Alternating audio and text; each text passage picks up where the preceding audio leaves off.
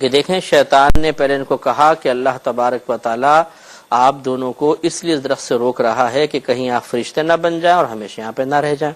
اور پھر اس نے قسم کھائی کہ میں آپ کے ہمدردوں میں سے ہوں، تو آدم علیہ السلام نے وہ کھا لیا۔ تو اس کا مطلب یہ ہوا کہ ارادتاً قصداً آپ نے کھایا۔ اس کا جواب یہ ہے کہ پہلی بات تو یہ کہ شیطان نے اللہ تبارک و تعالیٰ کے بارے میں آدم علیہ السلام بی بی حوا کے قلب میں بدگمانی پیدا کرنے کی کوشش کی، تو کیا آدم علیہ السلام یا بی بی حوا نے اس بدگمانی کو قبول کیا؟ اس پہ کوئی دلیل نہیں ہے۔ یقینی سی بات ہے کہ آپ نے اس کا یقین نہیں کیا۔ پھر اس کے اس جملے کے بعد ویسے لفظی اعتبار سے کلام فوراً ہے کہ آپ نے درخت کھا لیا، لیکن کیا حقیقت میں بھی ایسا ہوا تھا کہ جب اس نے اس طرح بدگمان کرنے کی کوشش کی تو حضرت آدم علیہ السلام بی بی حوا فوراً بدگمانی میں مبتلا ہو گئے اور فوراً درخت کو کھا لیا؟ ایسے تو کوئی اس پہ دلیل موجود نہیں ہے۔ یہ ہو سکتا ہے کہ وہ یہ کہہ کر چلا گیا ہو اور پھر بعد میں آپ سے سہون آپ نے درخت کھا لیا ہو۔ چونکہ یہ احتمال موجود ہے تو انبیاء علیہ السلام کی عصمت کی حفاظت کی خاطر ہم اسی معنی پر اس کو معمول کریں گے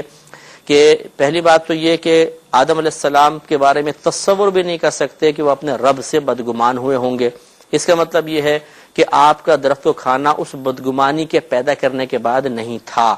دوسری بات یہ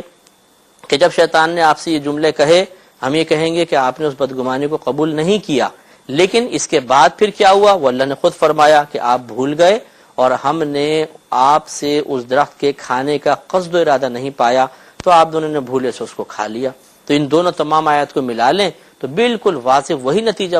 برآمد ہوگا اور ظاہر ہوگا کہ آدم علیہ السلام نے اپنے رب کی کوئی نافرمانی نہیں کی تھی، آپ نے قصد و ارادہ بالکل نہیں کیا تھا، آپ بھول گئے تھے اور پھر آپ سے اس خطا کا صدور ہوا، جس کو ہم اجتہادی خطا کہہ سکتے ہیں یا سہون خطا کہہ سکتے ہیں، اور یہ گناہ نہیں ہوتا ہے۔ میں بہک سکوں یہ مجال کیا، میرا رہنما کوئی اور ہے، میرا رہنما کوئی اور ہے۔ اب اس پوائنٹ پہ آپ تھوڑا سا غور کیجئے، اور بہت ہی ضروری ہے کہ یہ ہم سوچیں۔ جیسے بعض لوگ یہ کہتے ہیں کہ جی یہ سزا تھی آدم علیہ السلام کے لیے کہ اللہ تبارک و تعالی نے فرمایا کہ آپ جنت سے زمین پر اتر جائیں، لیکن علماء اسلام سختی سے اس کو منع فرماتے ہیں کہ یہ سزا نہیں تھی۔ سوال یہ پیدا ہوتا ہے کہ دیکھیں ارادہ اللہ تبارک و تعالی کی ایک صفت ہے،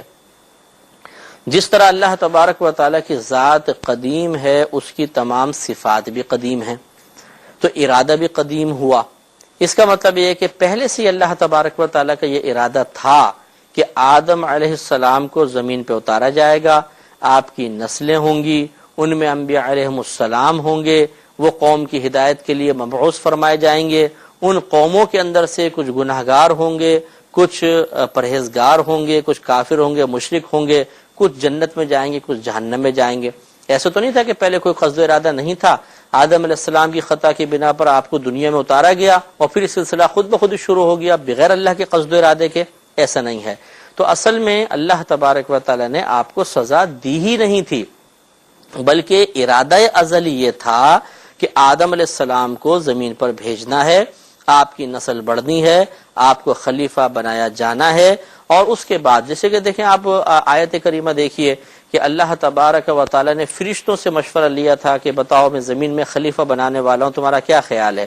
سورہ بقرہ کے اندر ہے، پھر انہوں نے کہا کہ اللہ تعالیٰ تو ایسے کو خلیفہ بنائے گا کہ جن کی نسلیں زمین پر خون ریزیاں کریں گی، خون بہائیں گی، آپس میں جھگڑے فساد ہوں گے۔ تو اللہ تعالیٰ نے فرمایا کہ جو میں جانتا ہوں وہ تم نہیں جانتے۔ مشہور واقعہ آپ نے پڑھا ہے سورہ بقرہ میں، جو مطلب شروع میں موجود ہی ہے، اور اللہ تبارک و تعالیٰ نے اس میں تفصیل سے بیان فرمایا، پہلے اپنے ارادے کا اظہار فرمایا کہ آدم علیہ السلام کو دنیا میں خلیفہ بنا کر بھیجنا ہے۔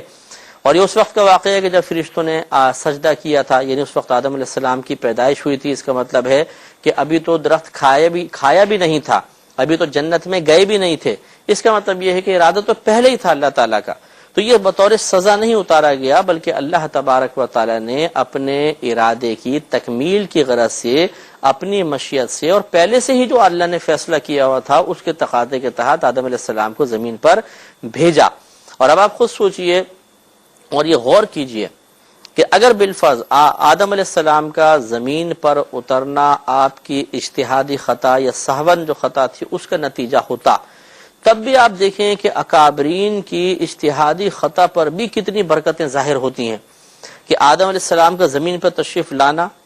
پھر لاکھوں انبیاء علیہ السلام، کم و بیش 1,24,000 انبیاء علیہ السلام کا پیدا ہونا،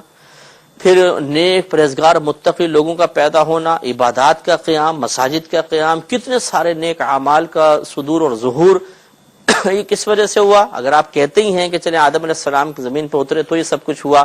تو وہ ایک اجتہادی خطا کس قدر برکت کا سبب بنی۔ تو اس لیے یاد رکھیے کہ وہ اصل میں گناہ نہیں تھا، آدم علیہ السلام سے سہون وہ معاملہ ہوا تھا، آدم علیہ السلام نے اس کا قصد و ارادہ نہیں کیا تھا، آپ بھول گئے تھے۔ ایسا نہیں تھا کہ شیطان نے آپ کو بہکایا اور اس کے بہکائے میں آ کے متصل آپ نے قصد و ارادے کے ساتھ درخت کو کھایا، اس طرح کی چیزیں، ایسا معاملہ نہیں تھا۔ تو اس لیے آدم علیہ السلام کی طرف نافرمانی کی نسبت نہ کی جائے کہ انہوں نے گناہ کیا، انہوں نے اللہ کی نافرمانی کی، بلکہ آپ یہی کہیں گے یا ہم یہی کہیں گے کہ آدم علیہ السلام سے اجتہادی خطا ہوئی تھی یا سہون آپ سے خطا ہوئی تھی، آپ اس وعدے کو بھول گئے تھے، اس ممانعت کو بھول گئے تھے کہ درخت کے قریب نہیں جانا ہے، یہ اللہ سے میں نے وعدہ کیا ہوا ہے، اور آپ نے کوئی نافرمانی کا قصد و ارادہ بھی نہیں کیا تھا، لہٰذا آپ نافرمان نہیں ہیں۔ اس کے بعد نوح علیہ السلام کے مسئلے کو بھی دیکھتے ہیں کہ جب اللہ تبارک و تعالی نے آپ کو قوم کی طرف مبعوث فرمایا، آپ نے 950 سال تقریباً تبلیغ فرمائی۔ جب آپ نے ملاحظہ فرمایا کہ اب یہ معاملہ مطلب یہ قوم ہدایت کی طرف نہیں آئے گی، تو آپ نے اللہ تعالیٰ کی بارگاہ میں عرض کی کہ یا رب کریم یہ تو میری اطاعت نہیں کرتے ہیں، اب اس کو کوئی فیصلہ فرما۔ تو اللہ تعالیٰ نے حکم دیا کہ آپ ایک کشتی بنائیے، بہت بڑی کشتی بنائیے۔ تو نوح علیہ السلام نے کشتی بنانا شروع کی، تو یہ جو کفار کے سردار تھے پاس سے گزرتے تھے اور ہنستے تھے کہ یہاں تو پانی دور دور تک نہیں ہے، آپ کس چیز کے لیے کشتی بنا رہے ہیں؟ اور اللہ تبارک و تعالیٰ کا یہ وعدہ تھا، جسے ہم اس کو انشاءاللہ آیت عرض بھی کریں گے، کہ آپ اس میں ہر جاندار کا ایک جوڑا رکھیں گے اور اپنے اہل کو بٹھا لیں گے۔ تو حضرت نوح علیہ السلام کے بارے میں اب یہ اعتراض پیدا ہوتا ہے کہ جب وہ طوفان آیا تو آپ کا بیٹا کفار کی طرف تھا، تو آپ نے اس بیٹے کے بارے میں کہا کہ اللہ یہ میرے اہل میں سے ہے، اور اللہ تعالیٰ نے جواب میں فرمایا کہ یہ آپ کے اہل میں سے نہیں ہے۔ تو گویا کہ نوح علیہ السلام نے غلط بیانی کی، یہ اعتراض کیا جاتا ہے۔ جیسے میں آپ کی خدمت میں عرض کرتا ہوں، یہ سورہ ہود ہے، آیت نمبر 45، 46، 47 کے اندر تفصیلی کلام ہے، لیکن جو اعتراض ہے وہ یہ ہے کہ آدم علیہ السلام نے اللہ تعالیٰ کی بارگاہ میں عرض کی تھی کہ ربی ان ابنی من اہلی، کہ اے میرے رب بے شک یہ میرا بیٹا میرے اہل میں سے ہے۔ تو آگے اللہ نے فرمایا تھا انہ لیس من اہلک، اے نوح یہ تیرے اہل میں سے نہیں ہے۔ تو یہ بظاہر ٹکراؤ کہ اللہ تعالیٰ فرما رہا ہے کہ اہل میں سے نہیں ہے، اور نوح علیہ السلام کہہ رہے ہیں میرے اہل میں سے ہے، تو گویا کہ نوح علیہ السلام نے غلط بیانی کی۔ تو ایسی بات نہیں ہے کہ آپ نے غلط بیانی کی، بلکہ یہ اللہ تبارک و تعالیٰ کے ایک وعدے کی وجہ سے آپ نے گمان کیا تھا کہ اللہ تعالیٰ نے وعدہ فرمایا کہ آپ کے اہل کو بچایا جائے گا، اور آپ نے